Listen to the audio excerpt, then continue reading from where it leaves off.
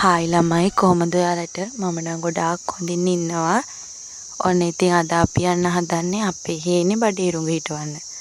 ඔයාලා ඉතින් බඩේරුඟ කෑවට දන්නේ නැහනේ බඩේරුඟ කොහොමද හිටවන්නේ කියලා. ඉතින් මං අද ඔයාලට පෙන්නන්න අපේ හේනේ කොහොමද අපි බඩේරුඟ හිටවුවේ කියලා. දිගටම වීඩියෝ එක බලන්න. ඔන්න ඉතින් අම්මයි මායි උදේම නැගිටලා හේනේ ගෙනියන්න ඕනේ. කෑම ටික හදන ගමන් තමයි මේ ඉන්නේ. අපි ඉතින් හේනේ ගිහිල්ලානේ වතුර උණු කරන්න තේ බොන්න. ඉතින් ඒකට තමයි මේ මම මුට්ටියක් දාගත්තේ.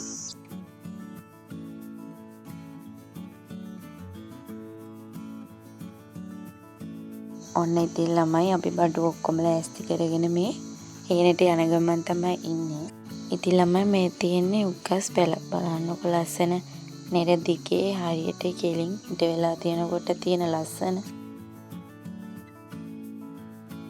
ඉතින් ළමයි මේ තියෙන්නේ අලි වැටක්. අපේ හේන් තියෙන ඉතින් අලි වැටෙන් ඇතුලේ.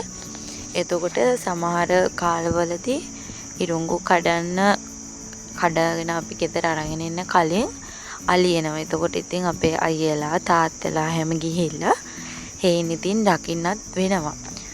මේ කාලෙට නම් අලි එන්නේ නැහැ. මොකද අර රක්ෂිතේ කියන්නේ කැලේ ළඟම තියෙන හේන් වල අය දැම්ම ඉඳලා කියන්නේ ඉරුඟු හිටවපු දවසේ ඉඳලා ඒ හේන් වල නැවතිලා තමයි ඉන්නේ. මොකද අර ඉන්න පොඩි පැලේ වුණත් මේ අලි අර ආපුවාම අලින්ගේ කකුල් වලට පොඩි වෙන නිසා එයාලා මේ දැම්ම ඉඳලා හේන් රකින්නවා.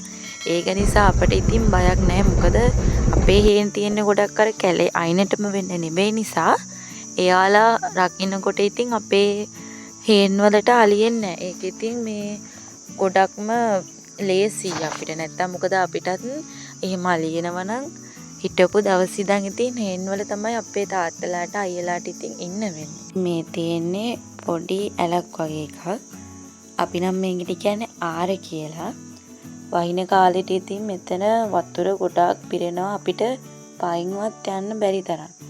අර මේ දවස්වල වැස්ස පායන නිසා ඉතින් මෙතන හිඳිලා තියෙනවා. ඒත් ඉතින් අර ගොඩක්ම හිඳිලා නැහැ. දෙපැත්තේ ඉතින් ඒ වතුර තියෙනවා. ඩුංගරි ටික භාජනයකට දාගෙන දැන් යමු ඉරුඟ හිටවන්න. මේ විදිහට ටැක්ටරේ නෙර ගහගෙන ගියාම අපි මෙහෙම ඉරුඟ වැට ටිකක් ඒ නෙරේට දාලා කකුලේ පස් ටිකක් දාලා වහනවා.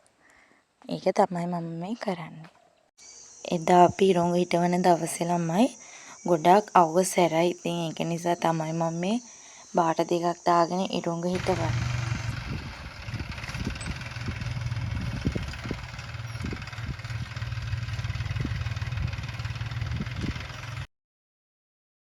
ඔන්න ඉතින් කට්ටියම ඉරුඟ හිටවනවා.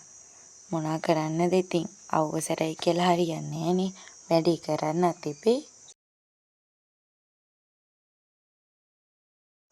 ඉතින් අපි ටික වෙලාවක් වැඩ කරලා ආවා තේ බොන්න. දැන් ඉතින් කට්ටිය ඉඳගෙන කාලා ටිකක් වෙලා මහන්සි වෙරලා ආයෙත් ඉතින් යනවා ඉරුඟ හිටවන්න. අපි ඉතින් එදා ඉරුඟ හිටවන දවසේ තිබ්බේ වහින්න වගේ. ඒත් හැබැයි වැස්සක් නම් ආවේ නැහැ. ඒ වුණාට හුළඟ නම් තිබ්බා හොඳටම.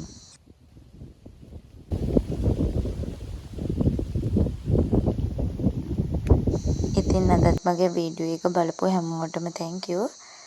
මගේ channel එක subscribe කරලා නැත්නම් subscribe කරගෙන යන්න. දිගටම ඔයාලට මේ වගේ ලස්සන වීඩියෝ අරගෙන එන්න.